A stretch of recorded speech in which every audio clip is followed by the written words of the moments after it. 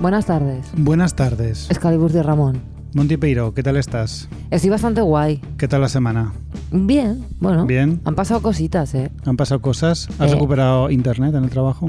He recuperado internet después de casi un mes. ¿Y cuál ha sido la solución? Es muy fuerte. Han talado un árbol. Han talado, quiero decir, no lo han asesinado. O sea, han talado unas ramas. Una rama. Tiene otras. Y de repente funciona internet. ¿Y tú te reías de la Yo me reía. medida? Yo cuando me dijeron que la solución iba a ser talar el árbol, yo estaba pensando, bueno, esta gente que...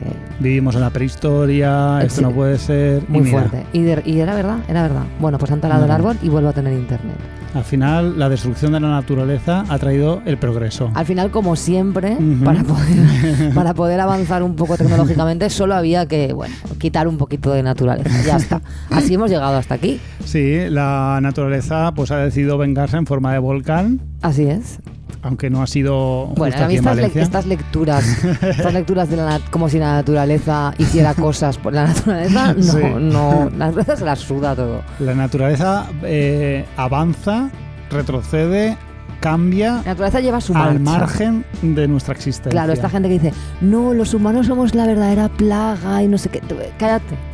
Que es la misma gente que es Mercurio retrógrado. Sí. Que Mercurio lleva retrógrado, cariño, desde 2007, ya. ¿no? Es que no entiendo. Es una pregunta que me gustaría hacerle a nuestros oyentes porque paso de hacer en redes porque, mira, me da cosas. Pues mira, yo hoy me he documentado sobre este ¿sí? tema. Sí. Mercurio está retrógrado. Lo he leído. Pues 2 creo años que ya. no, está todos los años. Ajá. Más o menos voy a hablar de memoria, Vale. unas 66 días al año. Hostia, porque el retrógrado simplemente vale. es una posición. Vale. Una posición mirándolo de manera geocéntrica. Desde el punto de vista de la Tierra, porque Mercurio no se pone retrógrado de la Tierra. Mercurio está haciendo su marcha y en un momento dado... O sea que 66 veces al año está retrógrado. Digo 66, igual son 30, pero bastantes. Vale. No, creo que eran 60. Es que me lo estoy inventando un poco, pero que lo he leído y no he retenido la cifra. Vale. Pero que no es una ni dos, que son muchísimas. O sea, digamos que no es como una entre 10.000. No, ni es como un cometa, no. Quiero decir, todos los años no sé cuántas veces. Entonces, cariño, ya vale de echarle la culpa de todo lo que te pasa al Mercurio retrógrado, porque es que, claro, es la excusa perfecta. La caída de WhatsApp era por Mercurio retrógrado. Claro, y lo vaga que es la gente, que yo me encuentro a la gente en plan, ay, es que yo hoy que yo no estoy para trabajar, es que está Mercurio retrógrado. Tú no estás para trabajar nunca, porque eres una persona vaga. Entonces no culpes a Mercurio, porque además como Mercurio en la mitología griega es el dios de las comunicaciones o algo así. Sí, entonces lo del WhatsApp tiene que ver con que el nombre se lo hemos puesto, que Mercurio no tiene nada que ver con nada. Ni Marte, ni Venus es una mujer. Es un señor que se lo puso y ya está. Exactamente. Entonces, por favor, yo qué sé. Ya, no sé. Está la cosa un poco mediocre. Te iba a decir. Mediocre en ese sentido. Se va WhatsApp, es Mercurio retrógrado. Se va Instagram, que a mí, bueno, no me ha cundido me cundió la tarde que se fue, la tarde del lunes. En mi vida me ha cundido tanto una tarde. Flipé, ¿eh? Hostia, o sea, yo en una tarde puedo hacer todas estas cosas. No puedo hacer stories. Claro. Pero menos stories hice 1.000.000 de cosas. Un mogollón de cosas. Y bueno, y luego, pues bueno, el volcán ha sido un pequeño apocalipsis para la gente de Hombre, es de La un Palma. pedazo de apocalipsis. La verdad es que sí, porque te quedas sin casa. De pequeño nada, o sea, lenguas de lava. Es que aquí lo vemos como que uy, un volcán. Cómetelo, ¿sabes? Es una movida. Roca derretida, es que no me hago la idea. Claro, es que yo el tema magma es una cosa que a mí me parece como una cosa de las películas de ciencia ficción. Claro, para mí lo más caliente que he conocido. Pues si te pasa la taza de té y me he quemado la mano. Que la has sacado del microondas. Claro, yo cuando veo la lava, lo que pienso es en agua hirviendo. Pero no tiene nada que ver con el agua hirviendo. Es otra movida mucho más loca. No sé cuántos miles de grados. Pero que es una lengua que va bajando por ahí de no sé cuántos kilómetros de fuego. Es roca líquida. Es roca líquida. Pues una movida. Para mí, quiero decirte, como nunca lo he visto, aunque yo sé que es un fenómeno natural y que existe, lo sé, en un plano consciente. No te lo crees. Pero en la realidad, mi cerebro lo ve tan plausible pues como un apocalipsis zombie, porque yo esas cosas las he visto en las películas, ¿sabes? Bueno, hay negacionistas de los volcanes. Dicen que eso es mentira todo. Claro, hay negacionistas de todo. Ahora los volcanes también son mentira. Bueno, pues genial. Pues de puta madre. Pues Pedro Sánchez, para allá con esta broma. Pedro Sánchez, deja de derretir piedras. Bueno, pues vamos a empezar, ¿no? Vamos a empezar y vamos a animar un poco esta semana. Genial. Cosas que no.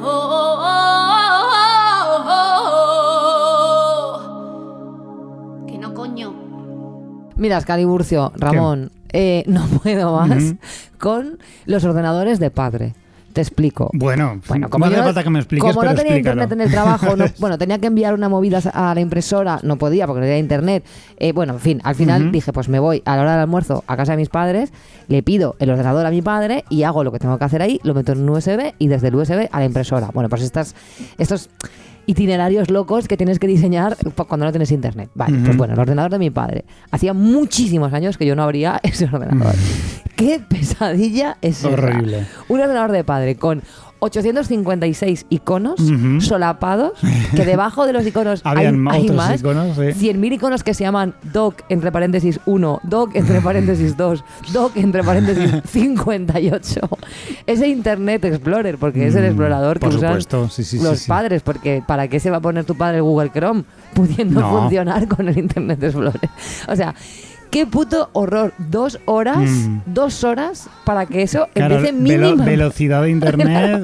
56K. Bueno, velocidad de apertura de una carpeta random del ordenador también tardaría. No, claro, pues te digo que 2 horas solo para que ese ordenador empiece un poquito a funcionar. La triple barra de herramientas de barras de búsqueda infinitas que te dejan solo un rengloncito de poder ver la página web. Horripilante, tío. Horripilante. Tengo miedo. Tengo miedo que mi portátil sea así en unos años. No fuma tu padre. No. Si fumara, podríamos añadir, y esto no lo digo por ningún padre en concreto, podríamos añadir varias teclas quemadas con la... ¿Cómo se llama la cabeza del cigarro? Hostia. No sé cómo se... Tiene un nombre. Sé que tiene un nombre. No, no sé. Bueno, no sé. El cigarro. Capullo, sí, el capullo del cigarro. Pues eso, varias letras quemadas totalmente inservibles, entonces tienes que contar con que ese ordenador no va a poder marcar ni el 2, ni el 7, ni la J. Y con eso tú ya tienes que vivir y funcionar. Tienes que funcionar como puedas. Bueno, esto es una auténtica pesadilla, te lo juro. Copiando y pegando, buscando palabras en Google, copiando la J y pegándola donde quieres escribirla. Me suena que haber tenido contigo alguna conversación donde me informabas de que estabas pegando letras. Puede ser. Bueno, esto es un horror. Un horror. Ya, pero bueno, es algo que todos conocemos y todos pueden sentirse muy identificados con tu historia. Yo, como hemos hablado antes, la caída de WhatsApp, Instagram y Facebook ha sido noticia esta semana. Quería mencionar que cada vez que pasa algo en redes, una polémica en redes, una dificultad en redes, algo que se estropea algo en redes, siempre aparece el típico gilipollas que te dice que, bueno, podéis aprovechar y coger un libro. Mira, los odio. Claro, esta gente que está siempre que pretenden venderte la moto de que ellos están todo el día leyendo, pues eso, a Platón, se están todo el día leyendo a Homero y están todo el día leyéndose librazos. Y papiros, están con los papiros aún. Claro, y están ahí con la piedra Rosetta. Y no. Bueno, ¿sabes quién ha sido el principal? ¿Quién? Tú eso lo vuelves bien. Ay, qué asco. Es que luego es que sé que te lo digo porque sé que los amas con locura. Es que me parece, quiero decir, no. Pues por la cara pusieron eso, de podéis aprovechar y coger un libro. ¿Sí? Ellos. Gracias, ¿no? O sea, desconocía. O sea, que decir, ¿tú quién te crees que eres para decirme lo que tengo que hacer con mi tiempo libre? Porque además ese rollo de superioridad moral, porque, léete un libro. Yo me leo los libros que me sale del coño cuando yo quiero, no cuando me lo dice el gilipollas ese, ¿cómo se llama? El Santi Balmes. Santi Balmes. Léete un libro tú. Uno que te lleve a encerrarte en una torre o algo. La han puesto bastante a caldo, la verdad. En eso podemos estar bastante tranquilos. Pero es que, además, WhatsApp es una herramienta de comunicación bastante básica. Es decir, no estamos hablando de nada de jóvenes ni nada de tal. No, tío, WhatsApp es una cosa que utiliza gente de 70 años. Mi madre tiene 83 y usa WhatsApp. ¿No? Y la gente se comunica, que no hace otra cosa, que es comunicarse. Nos enviamos memes y cosas así porque es súper gracioso. No, y que a veces gastamos mucho tiempo en tener conversaciones absurdas. ¿Qué pasa?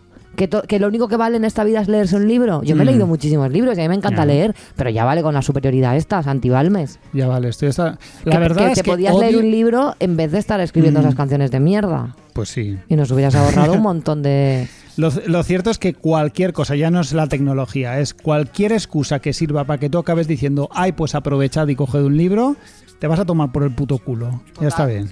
Así es. Escaliburcio, los hombres y el transporte público. Un horror. ¿Qué pasa con esto? Ya lo sé, no todo el menos. No, vamos más allá. No lo digo por ti. Ya lo sé que tú no. Yo un poco. Los hombres en el transporte público, o sea, no contentos con el manspreading, con silbar, porque esto pasa muchísimo, sí. Con poner la música en el móvil, para que lo escuchemos todos.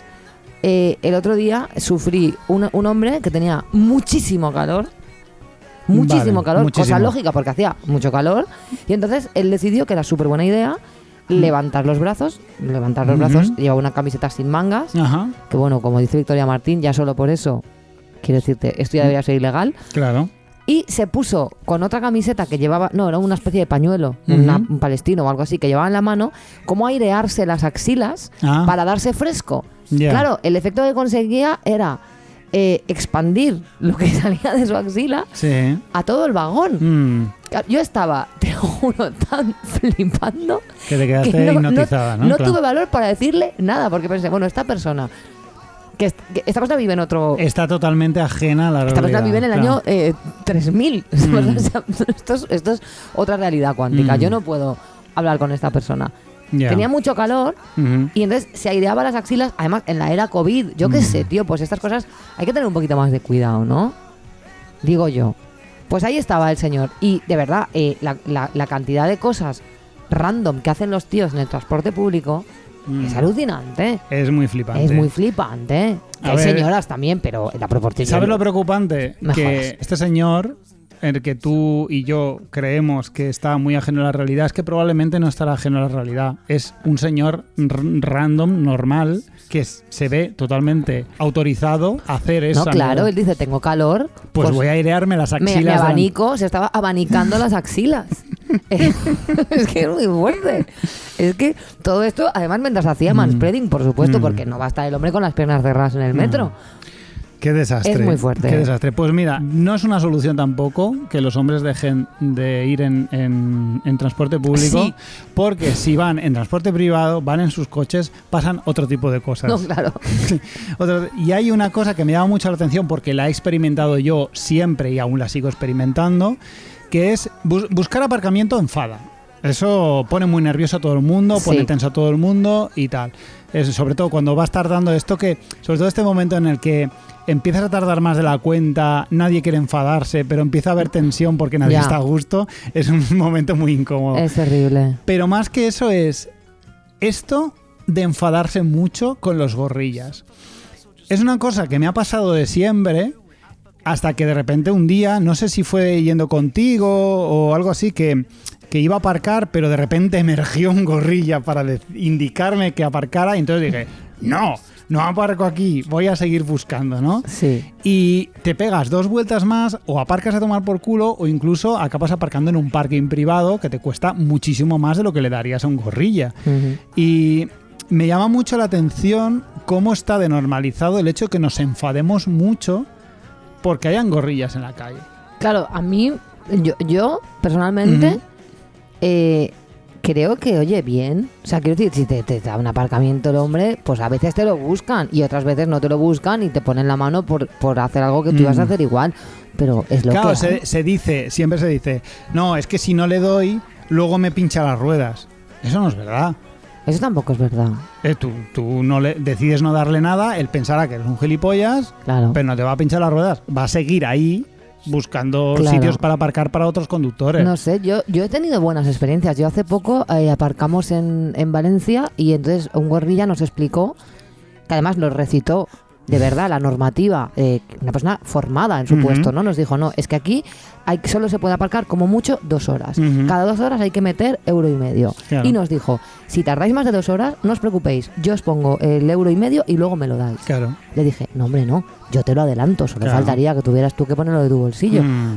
Pero el tío me dijo, no pasa nada, tengo aquí suelto ya para esto. O sea, era una persona completamente formada que era dijo, por favor, que le saquen una plaza a este hombre y que le den el puesto de funcionario gorrilla. Es que no es una locura. En una serie de hace ya 30 años, que se llama Seinfeld, que la conocerás, estaba como la figura del aparcacoches, que es como el gorrilla, pero realmente a ellos les das la llave. O sea, no solo le das dinero, sino que además le das la llave de tu coche, porque en Nueva York es como es una locura tener coche en Nueva York. Entonces ellos lo que hacen es mover los coches arriba, para abajo, lo van moviendo y van colocando. En fin, pero eso era reflexionar un poco sobre cómo yo hasta ahora me enfadaba mucho por la simple presencia de la gorrilla. Yo flipé, de decir, porque además es un tema como de orgullo. Sí, tiene que ver con el orgullo. A ver, indigna el hecho de que ese hueco que tú ves perfectamente sin el gorrilla. 50 céntimos. Claro, ahí voy. Es realmente la importancia que le das es desproporcionada. Pero porque es un tema de orgullo, porque, claro. ¿Indigna el hecho de que aparezca un hombre y se crea que tenga derecho a exigirte 50 céntimos? No, tío, te está pidiendo pasta y tú sí que se la das, y si no quieres, no se la das y punto. Y no es tan importante. Entonces, nada. Claro. Pues era... Pues bueno, me alegro que hayas reflexionado, que te has deconstruido ahí un poquito. Me estoy deconstruyendo tan a saco que ya me está dando... me estoy dando asco. Bueno.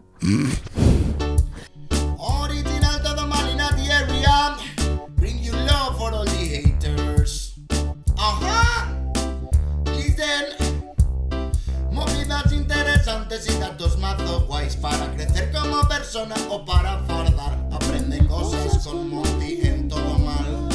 Aprende cosas con Monty, alright. Escaliburcio. ¿Qué pasa? Todos conocemos a gente que vive realidades paralelas. Sí. Gente que se monta unas películas dignas del catálogo de film. Gente que se iría a las axilas. Que se cree sus propias paranoias. Gente que se conduce fingiendo unas vidas que en absoluto se corresponden con la realidad.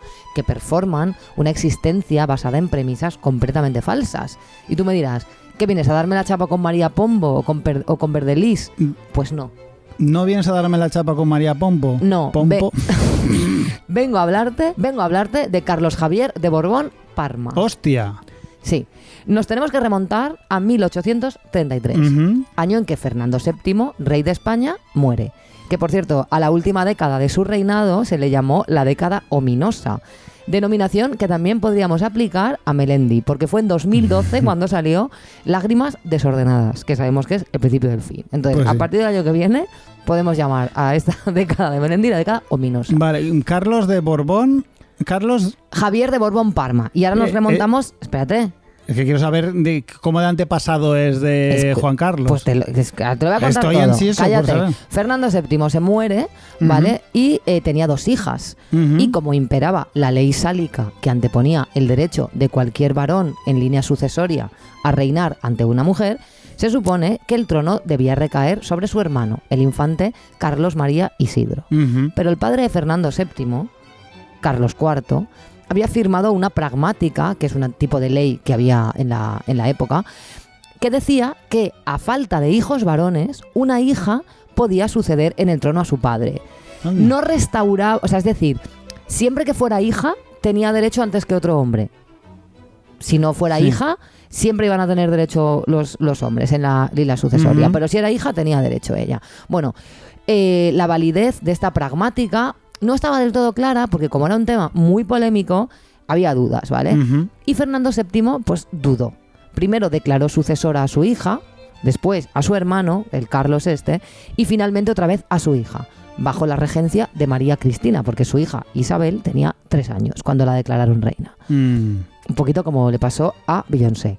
Esto hizo que no estuviera muy claro y que simultáneamente se proclamaran ambos como reyes, tanto su hija Isabel, con 3 años, como su hermano Carlos, dando lugar a los enfrentamientos conocidos como las guerras carlistas, donde los partidarios de uno y otra la liaron bastante parda. Bueno, esto es una movida mucho más compleja, pero básicamente al final se reconoce a Isabel II como reina.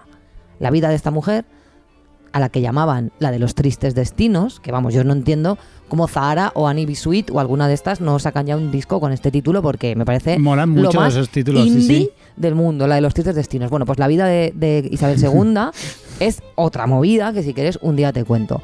Reina a los 3 años, una mayoría de edad forzada por la situación política que dio paso a su reinado personal con tan solo 13 años, un matrimonio obligado e inadecuado a los 16 que desembocó en separación a los pocos meses y por último su destronamiento a los 38 y pues bueno, sus años en el exilio, un movidote. Pero el caso es que los partidarios del hermano siguen reclamando la legitimidad de esa línea sucesoria y llegan hasta nuestros días. O sea, los carlistas, ¿no? Los carlistas. Y actualmente al que le tocaría ser rey de España, según los carlistas, es a ese señor llamado Carlos Javier de Borbón Parma, actual titular dinástico del carlismo. Ah, claro, ese es el heredero. Claro, pese a que ni siquiera desciende de la dinastía carlista original, ya que el último rey, entre comillas, carlista, Alfonso Carlos de Borbón, falleció sin descendencia en 1936. Ah, pues ni siquiera es nieto ni nada. Le ha tocado a él porque según esta línea sucesoria, pues es el que le toca. Vale. Y ese señor pues va por ahí reclamando su derecho al trono español. Que no se ha enterado de que la movida que nos pasa con la monarquía no es si tenemos a la que toca por línea sucesoria. Vamos, Carlos Javier, que si quitamos al rey no va a ser para poner a otro que es descendiente del tío del tatarabuelo del actual rey. Es que no va por ahí. No va por ahí la movida. Pero bueno, Carlos Javier va por ahí un poco desubicado, pero tampoco hace muchos esfuerzos ni reclama con mucha intensidad el trono. O sea, él asiste a los actos, se pone la boina roja esa, firma sus comunicados y tal. Pues bueno, pero tampoco está siendo muy beligerante, ¿vale? Y por lo que sea, pues no tiene fans, que lógicamente no está bien de la cabeza. Claro. Gente que en vez de ser fan de Bruce Springsteen, como todo señor en la crisis de la mediana edad, y de ir por ahí persiguiendo al boss, o yo qué sé, hacerse Patreon de un tío blanco hetero, pues se hace carlista. Porque para ellos el debate no es monarquía o república, sino qué línea sucesoria es la legítima. Yo qué sé, Caliburcio, ¿qué hacemos con esta gente? Qué maravilla de gente que bueno, me imagino que no tiene nada que envidiar a cualquier fan de cualquier anime. Exacto, son un poco los otakus. Sí, son un poco los otakus de la historia de España. Sí, y ahí está este hombre que su nombre real sería, en el caso de que ascendiera al trono, que ya digo yo que no, sería Carlos Javier I. ¿Qué nombre de mierda es ese, tío? Borja Mari III, Sonsoles II, ¿qué es esto? ¿Una dinastía real o la lista de invitados de un concierto de Taburete? Carlos Javier I no te puedes llamar. Yo te digo, una putada le harían también al de repente nombrarle rey y le hacen un desgraciado. Lo último que quiere es eso. Pero es que no se acaba aquí la movida, ¿vale? Porque Carlos Javier se ha casado con una periodista holandesa, creo. Ah, muy bien. Una plebeya. Vaya. Cosa que según el carlismo está fatal. O sea, indignados los fans. Claro, entonces ahora su tío Sixto, que es una persona súper fascista, ha exigido su derecho a... Lo niega como heredero. Porque como ha subvertido las normas carlistas, entonces su tío Sixto dice que el legítimo heredero es él. Tiene sus propios seguidores, que son los carlistas sixtinos, que lo podían abreviar y llamarse los carlinos, como los perros estos, que bueno, genéticamente pues deben estar un poco igual, ¿no? Claro, Sixto es carlista como los de antes. No cree en el aborto ni en el matrimonio homosexual. Y encima, su nombre sería... Enrique, porque se llama Sixto Enrique, ¿no? Sería Enrique V. Que vamos a ver, yo lo siento mucho, pero has desperdiciado la oportunidad de tu vida de tener un nombre tan rapero y tan guay como Sixto Sexto. Entonces, esta persona asegura que no hay España posible sin catolicismo. Y en una entrevista dijo, abro comillas, porque esto es literal, cuesta mucho vivir como un príncipe en estos tiempos, pero tengo grabado a fuego que la monarquía tradicional siempre fue un dique contra el poder del dinero y que no debe rendirse a los poderosos. He procurado mantener mi independencia a costa de vivir estrechamente, aunque en muchos metros cuadrados, sí, cierro comillas. Esto lo ha dicho este hombre. O sea, él se cree que es un príncipe, pero vamos a ver, es que no, o sea... Vamos a ver, estrechamente los cojones, pedazo de vago. Que eso ya me parece de locos, tío. O sea, reclama ser el legítimo heredero de una línea sucesoria falsa de una línea sucesoria falsa. Es que esto ya es un sinsentido. Escaliburcio, es que yo también voy a reclamar el trono de España. Y tú deberías. Y nuestros Patreons también. Por probar, claro. Claro que sí. Me gusta porque es como... Si todos somos reyes, nadie es rey, ¿no? Entonces, a la república por inundación. Por supuesto. Toma por culo. Es que me parece súper fuerte esto. Qué maravilla. ¿Qué te parece? Pues me parece gente real, ¿eh? Hostia, me fascina mucho realmente. O sea, que este que hizo las declaraciones es el otro, el tío. Claro, este es como el carlista de los carlistas. El carlista de los carlistas. Es un poco como rollo Juan Guaidó, ¿no? O sea, ellos mismos se autoproclaman. Es como si ahora a Juan Guaidó se le autoproclama otro. Ahora llega otro tío y le dice a Juan Caído, tú no eres, soy yo. Venga ya, o sea, esta matriosca de herederos, tío, que lo que son estos es una estirpe de vagos. Claro. Porque vamos a ver. Que les interesa de alguna forma seguir dando vueltas sobre este tema que realmente es lamentable que están un par de pueblos y aún, ¿no? Porque tampoco... Bueno, a ver... ¿Cómo está el tema de los carlistas en número? O sea... Pues no lo sé, pero vamos a ver, yo me enteré de toda esta movida porque fui a tocar con Neus Ferry a Bocairent. Y en Bocairent y se hay me un núcleo, informó ¿no? de que Bocairent era conocido porque tenía muchos carlistas. Y yo dije, pero o sea, ¿qué más es esta? ¿Qué tradición es esta? Y me estuve informando y, a ver, los carlistas... existen. Carlita existen. Carlita existen. Pero es que el Sixto opina que Carlos Sixto Javier, Sixto Sexto opina que Carlos Javier I es un socialista. Es que esta gente está completamente perdida. Y yo estoy fascinada. Quiero decirte, es que me parece loquísimo. De hecho, los carlistas, los de la línea de Carlos Javier, no los de la línea de Sixto, vale, sí, tienen como una especie de logia que quedan y hacen, pues no sé qué cojones harán, pues sus cosas de logia carlista. Claro, es que toda esta gente les que encanta montar logias, porque les hace sentir como muy importantes. Como muy importantes, se ponen la somos pocos porque somos muy importantes. No, sois pocos porque sois porque pocos. Estáis mal de la cabeza. Y el Carlos Javier pues bueno, 4 veces al año va, se presenta allí, estos le dicen rey, rey, rey, raro. Le pone la corona, hace un poquito de performance de, pues si yo fuera rey de España, no sé qué, se va a su casa en Holanda y a tomar por culo, ¿sabes? Con su mujer. A fumar porros. A fumar porros con su mujer periodista. Bueno, es que me parece... Además, es que Carlos Javier de Borbón Parma lo tienes que ver. Tiene una pinta de que lo último que le apetece en la vida es que triunfe el carlismo. Claro. A este tío mañana, de verdad, lo declaran rey y el tío dice, qué puto pateo. Claro, qué puto pateo. Qué puto pateo. Pero a él le gusta, por lo que he visto... como hacer esa analogía de que se ha casado con una periodista como Felipe VI. Claro, claro. En plan... llevamos destinos idénticos. Claro. Pero me hace mucha gracia que... O sea, vamos a ver, el día que se plantee este debate, cariño, no va a ser para ponerte a ti, ¿tú te crees? O sea, este escenario no es posible. Está España para el carlismo, también te lo digo. Me cago en Dios. Bueno, pues ya está. Me parece muy cómico y quería compartirlo con nuestros oyentes que yo sé que valorarán esta movida. Ya hemos aprendido un poquito Entonces, más de carlismo. Cuando vayáis a llamar poser a alguien, pensad en Carlos Javier de Borbón Parma, que va por ahí diciendo que es el rey de España.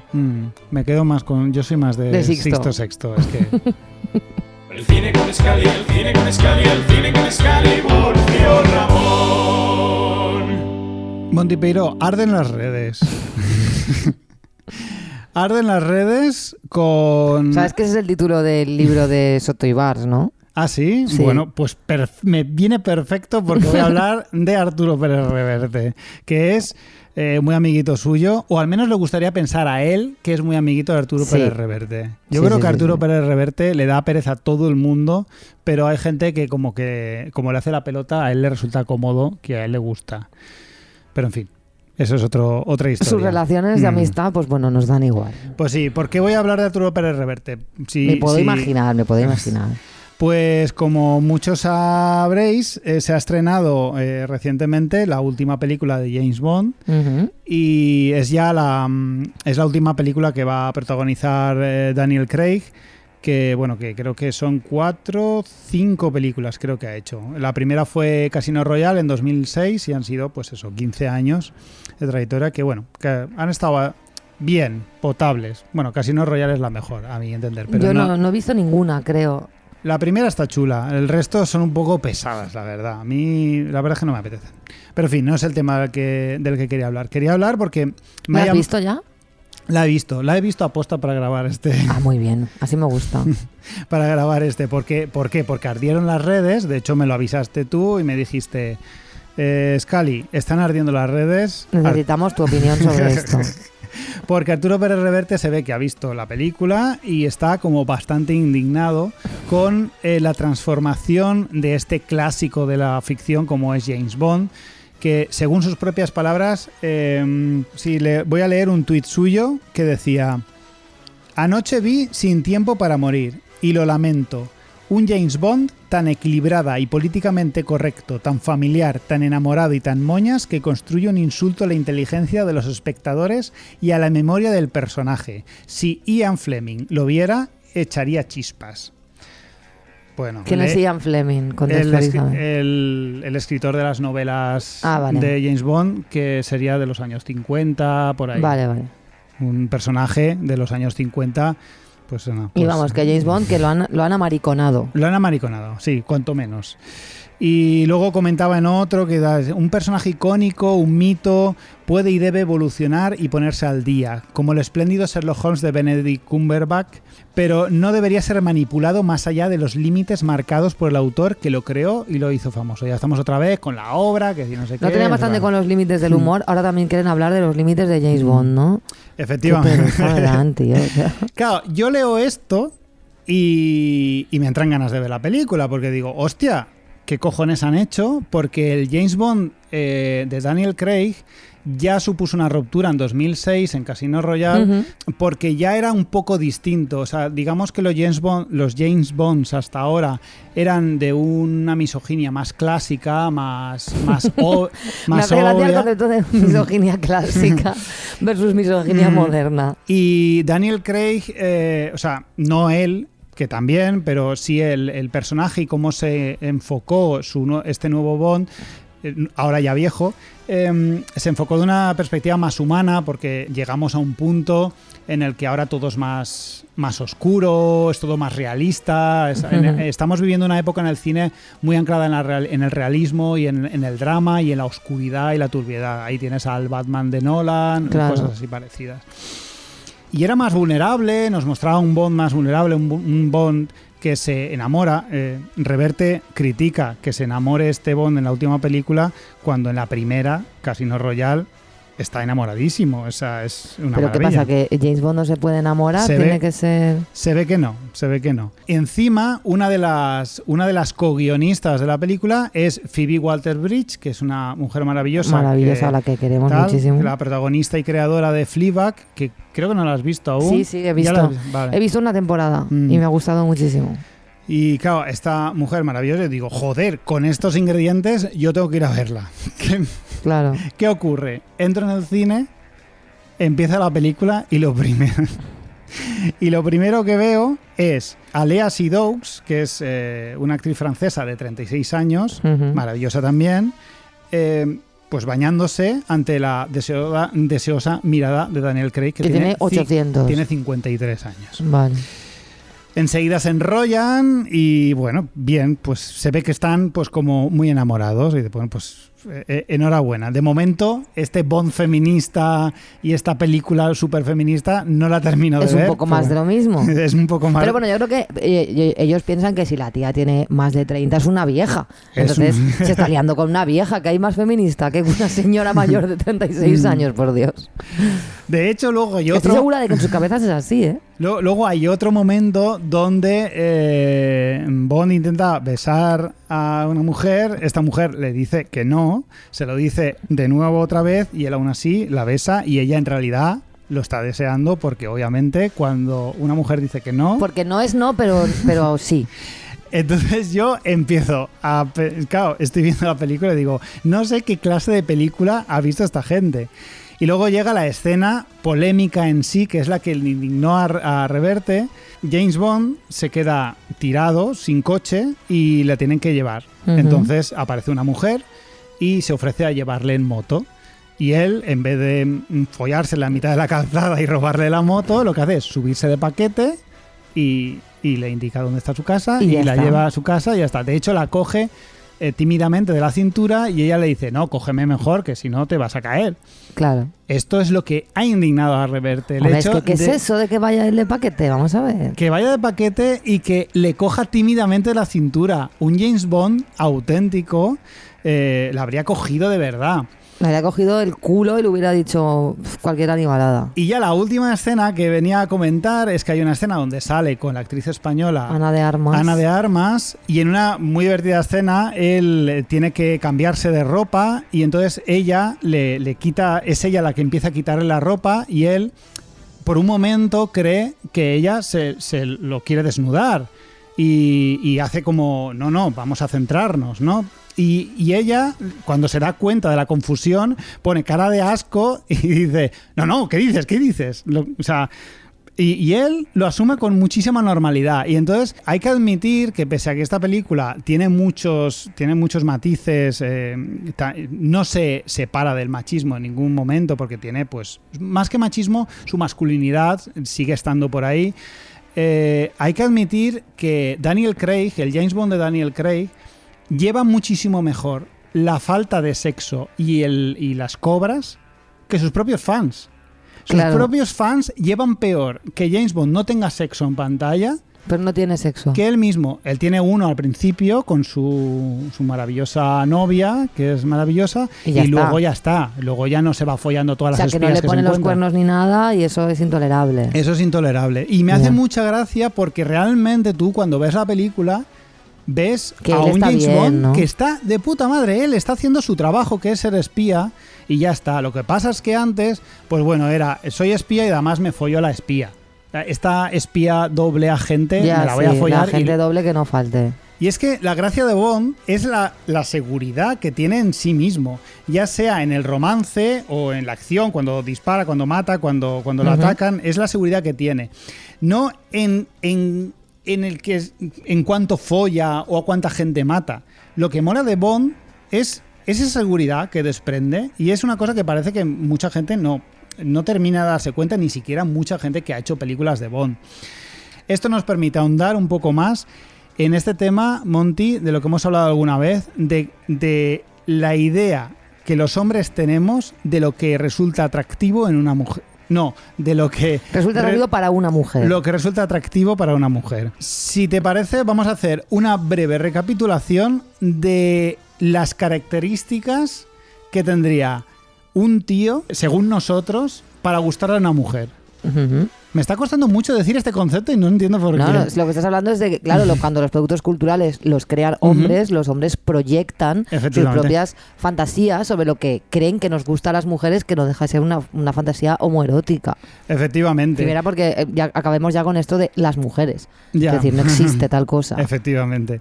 La primera, y creo que la más obvia, sería como fortaleza física. O sea, un hombre tiene que ser fuerte, tanto en apariencia como demostrando esa fuerza. O sea, no vale tampoco que un hombre sea muy fuerte si no lo puede demostrar o no tiene una acción heroica que lo sustente, ¿no? Una fortaleza que incluso... la acción heroica puede ser cambiar la garrafa del Aquaservice. Efectivamente. Que es lo que yo todos los días. Incluso esa fortaleza tiene que de alguna forma mostrarse en los rasgos físicos de la cara, en la belleza, o sea, una especie de rudeza o dureza en los rasgos, porque no basta que ser un guapito. O sea, no. A un hombre, Robert Pattinson no le parece guapo, el vampiro. No, tiene que tener cicatrices o algo, claro. Tiene que ser rudo, tiene que ser, pues eso. Pues el Brad Pitt de ahora a todo el mundo le parece bien. ¿Por qué? Porque es un señor mayor, pero se le notan las marcas en la cara. Bueno, y porque Brad Pitt está un poco como... está fuera de toda duda. Claro, la verdad es que es un poco obvio también. Vamos a ver, ¿a quién le va a parecer mal Brad Pitt? Explícamelo. Es imposible. Otra de las características sería un hombre callado, pero porque elige bien sus palabras y que habla para corregir a la gente que está equivocada, pero no para expresar emociones. Cuando digo callado me refiero a la hora de expresar emociones, porque ya sabes... El hombre correcto solo hace mansplaining, dices. Efectivamente, o sea, como mucho él solo habla para corregir. En eso sí que está tal, pero en el resto de tiempo está pues más o menos callado. Deja que sean ellas las que se dejen mal a sí mismas hablando muchísimo, porque es lo que hacéis vosotras, hablar mucho. Hablar todo el rato. Sí. Otra característica sería ser poco expresivos o no mostrar emociones ni debilidades. Como he dicho antes, con el tema de la expresión de emociones es algo que está mal en los hombres. No, queda feo. No eres nada atractivo. Bueno, tenéis una vía que es el pegar puñetazos a las paredes. Efectivamente, eso puede estar bien visto. Porque ahí combinas expresión de emociones y fuerza física. Eso es un perfecto. Es una combinación interesante. También es interesante un hombre que tenga dinero, o al menos que lo aparente, que cuide su coche y que cuide su ropa. Y bueno, al fin y al cabo, al menos que se gane la vida. O sea, tiene que trabajar. Si no trabaja... Yo ahí estoy un poco de acuerdo, Podemos estar de acuerdo. Otra característica es que sea incapaz de ser empático con sus seres queridos, pero capaz de dar su vida en un último estertor para redimirse. La fantasía de la redención épica es una fase por la que todo hombre hetero ha pasado. La manera que tenemos de tolerar nuestra propia subnormalidad emocional se sustenta toda en la fantasía de redención que muy pocas veces ocurre. Y estoy convencido que los ejércitos, o sea, todo el tema militar, se construye alrededor de esta fantasía. Los hombres son capaces de no decir te quiero absolutamente a nadie. Pero darían su vida por ti. Darían su vida por ti. Me gustaría verlo, también. Porque en su cabeza es espectacular, pero habría que verlo luego. Otra característica que nos hace súper atractivos es que el trato con las mujeres de primeras siempre es desafiante. Cualquier muestra de carácter de una mujer es una prueba para que nosotros demostremos de qué pasta estamos hechos. Si obedecemos el deseo de una mujer, perdemos todo el atractivo. Hay que estar siempre con la pullita, siempre con diciendo, pues yo no voy a hacerte caso. Sí, bueno, eso es terrible. Pero al mismo tiempo tenemos que ser caballerosos y un poco condescendientes. Porque hay que ser amables de una forma. Hay que mantener el hombre perfecto tiene que mantener el equilibrio entre ambas cosas. Qué pereza me está entrando. Ya, te estoy viendo la expresión que te está dando mucho asco. El ideal de hombre debe ser sexualizador. Un verdadero hombre deseable sabe sexualizar cualquier situación. Y todas las mujeres están esperando que el hombre sexualice una cita aburrida con sus ingeniosas indirectas. Y bueno, y finalmente un hombre tiene que ser resolutivo. Un hombre, como Dios manda, resuelve las cosas aunque no se puedan resolver. Eso es mentira. O sea, claro. Que pocos hombres resolutivos he conocido. Claro, esto genera muchísimos problemas en el mundo real porque hay cosas que, 1, no se pueden arreglar, 2, necesitan tiempo, 3, a veces una cosa no necesita arreglo, y 4, a veces simplemente esos hombres no saben arreglar algo, pero como no saben, no hacen más que dar vueltas sobre sí mismos intentando hacer ver como que hacen algo y al final no lo arreglan. O esperando directamente a que su madre o su novia lo arregle. Esto es así. Claro, porque los hombres, si no es caso de vida y muerte, no saben qué hacer. Dice, me puedo suicidar si quieres. Si quieres me suicido. Claro, ya, cariño. Pero si suicidándolo puedo arreglarlo. Ya. No, quiero que llames al seguro. Ya. ¿Puedes llamar al seguro, por favor? No, pero me puedo pegar fuego aquí. Claro. Ya. Es horrible. Y los hombres lo que tienen es que si no necesitas consejo, lo único que necesitas sea apoyo emocional, tienes estas frases que te dicen los hombres, que es, tú lo que deberías hacer es, o yo que tú haría, y bueno, es mejor, si necesitáis ayuda emocional, no busquéis a un hombre, porque os va a intentar dar un consejo. Y a una mujer tampoco, buscaos un psicólogo, que las mujeres estamos hartas ya de dar apoyo emocional. Es verdad, es cierto. Estamos un poquito hartitas. Así que toda opción es mala. No pidáis consejos, id a un psicólogo directamente. Así que nada, ¿te ha gustado el retrato del hombre? Mucho, me ha gustado mucho. Y me ha gustado mucho también que a Pérez Reverte no le haya gustado la película. Sí, como que todo tiene sentido. Yo, cuando algo lo odia Pérez Reverte, o Soto Ibars, o Edu Galán... hagan pasar, a mí, se lo hagan pasar mal con el tema de lo políticamente correcto, me flipa. Me encanta. A mí me flipa. Y de verdad creo... O sea, yo no soy un especial fan de James Bond, pero de verdad creo... O sea, tú ves la película y de verdad no entiendo para nada su indignación y no entiendo dónde ven el cambio. O sea, estamos hablando de un tío súper masculino, de un tío que se acuesta con mujeres 20 años más joven que él, donde siga habiendo como ese tonteo de soy sexy porque soy James Bond y ya está. Pero no entiendo sobre todo el hecho de que, tío, James Bond mola porque es la hostia y no le ofende no follar. Y vosotros estáis jodidos porque James Bond no folla. Es que estáis siendo muy ridículos. James Bond escupiría en vuestra cara. Vale, y una última cosa. Yo no he visto ninguna película de James Bond. ¿Cuál me recomendarías que viera? De toda su historia, ¿cuál es la mejor para empezar? Es Casino Royale. Vale. La única. Vale. De hecho, es la única que te recomendaría. Vale, la veré y ya te comentaré qué me parece. Pues nada, eso ha sido todo. Vale. Muchísimas gracias. Me gusta muchísimo. Bueno, pero ¿esto qué es? ¡Viva Honduras! ¿Pero esto qué es? diciendo puta, puta, puta. Me llama a mí sin ser nada de eso. Bueno, pero ¿esto qué es? Me cago en todo un muerto, desgraciado. El libro de declamaciones. Hola, todo males, soy Tol y vengo a poner encima de la mesa un tema que me irrita profundamente y es la gestión servilletística que hacen los bares y cafeterías. No es solo que te pongan ese servilletero con servilletas satinadas que no alcanzan la unidad mínima de absorción y que para limpiar una gota de aceite necesitas 10.000 servilletas, sino es que además para tocar más los huevos, que es lo que me acaba de pasar, te ponen una servilleta guay de papel, bueno, de papel medianamente bueno, pero te la sirven ya debajo de la tostada. Entonces, cuando te llega, pese a quitarla antes de poner el aceite o la sal o lo que le vayas a poner, la servilleta está sucia. Es decir, me ha llegado ya la servilleta buena, que es la que sirve para limpiarse, sucia porque te la ponen debajo de la tostada. ¿Pero qué mierda es esta? ¿No te la pueden poner al lado o darte una servilleta buena para limpiarte? Estoy realmente mosqueado con esta movida. Bueno, esto es muy real.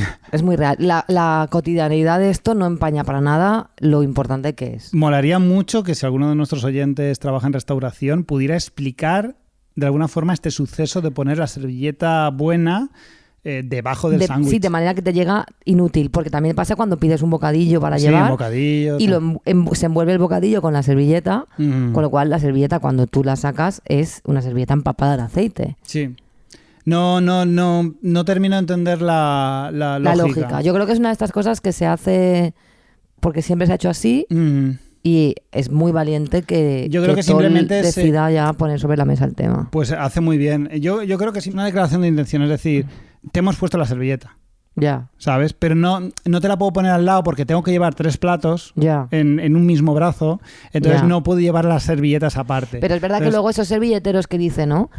Que te lo ponen en la mesa, unas servilletas que no sirven como servilletas. No sirven nada, nunca. O sea, eso no ha servido nunca a nadie para nada. No. Entonces... te sientes culpable porque coges 10 y dices, bueno, pues tal. Coges 10, que da igual, puedes coger 100, no sirve. Luego la gente la arruga para que en vez de gracias por su visita ponga gracias puta. Solo sirven para eso. Solo sirven para eso, porque para limpiar no sirven para nada. Solo sirven para extender el aceite por toda tu boca. Exacto. Es muy desagradable. Papel satinado, muy mal. Por favor, que alguien aclare este tema, es verdad.